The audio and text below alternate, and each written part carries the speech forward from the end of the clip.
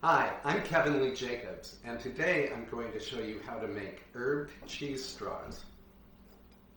These are crisp, delicious, and you can make them well ahead of time and serve them at a cocktail party. They're also terrific for snacking. You can enjoy them with a martini, a glass of Prosecco, or even with a glass of milk. And they are incredibly easy to make. Here's what you'll need. Extra sharp cheddar cheese, 4 tablespoons of softened butter. Make sure it's softened. I leave mine out overnight. 3/4 cup all-purpose flour, some herbes de Provence, or you could use any herb that you like. Thyme would be nice. Some kosher salt, and a little bit of crushed red pepper flakes, which give the cheese straws a little heat. And the dough is incredibly easy to make, especially if you have a food processor. What we do is pour the cheese into the food processor. And you want your food processor to be outfitted with just the standard metal chopping blade. And then add the softened butter, like so. And 3/4 cup all-purpose flour. And by the way, you can find the exact ingredients for this recipe on my website. It's www.kevinleejacobs.com. Okay, now we're going to add a 1/2 teaspoon of salt and 1 honking teaspoon of herbes de Provence. You can find herbes de Provence in any supermarket. It comes in a jar. The ingredients can vary, but they always contain rosemary and thyme. This particular brand happens to have lavender in it, so it's super fragrant. And again, for that bit of heat, 1/2 teaspoon of crushed red pepper flakes. You can always add more red pepper flakes if you like a lot of heat. And then put the lid on, and we want to pulse. 1, 2, 3, 4, 5. And let's have a look at this.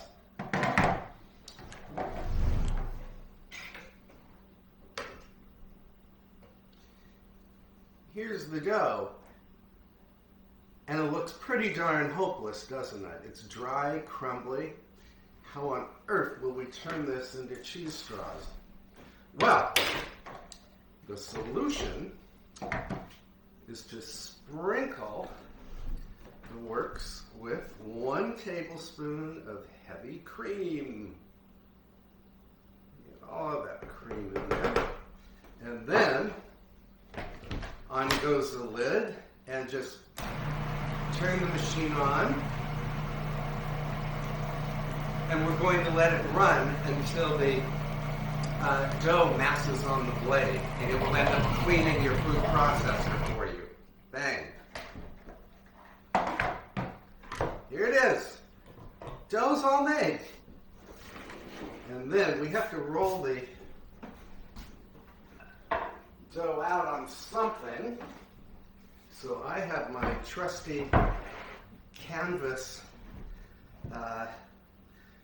pastry frame, it's called. And I just hook it over a regular cutting board. The nice thing about using canvas is you don't have to use a lot of flour. And you just rub the flour into the canvas. Of course, you can do this on your countertop or a regular board, whatever you happen to have. And then wipe your hands on a purple towel. And on goes the dough, plus any that is stuck in the food processor. And just form it into a rough ball. And then, I have way too much flour here. And then we're going to make a rough rectangle and roll it out. We want the dough to be about an 1/8 inch thick.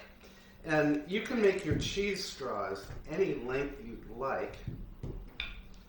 I think the long ones look really elegant.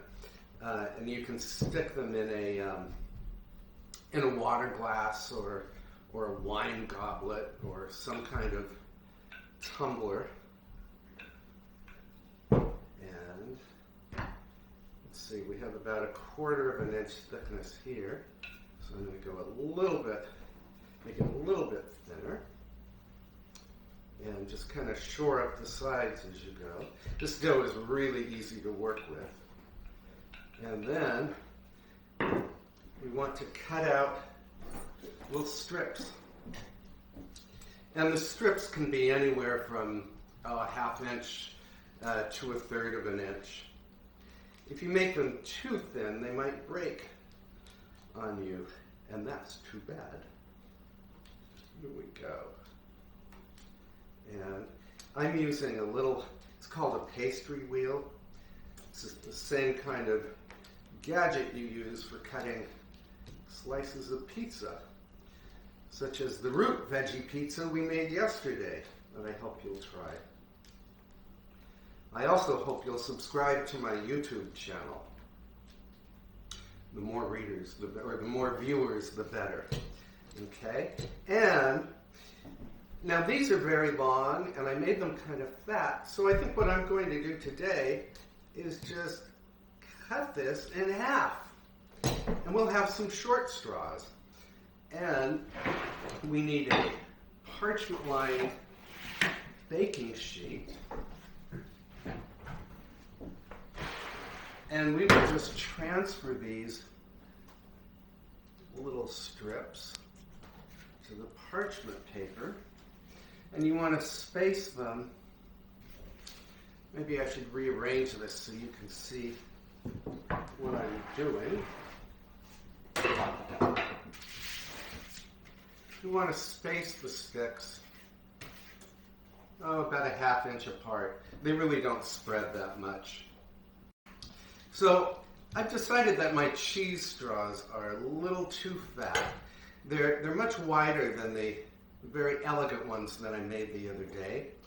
But that's no problem because I have this handy little gadget, so I'm just going to cut the fattest ones in half.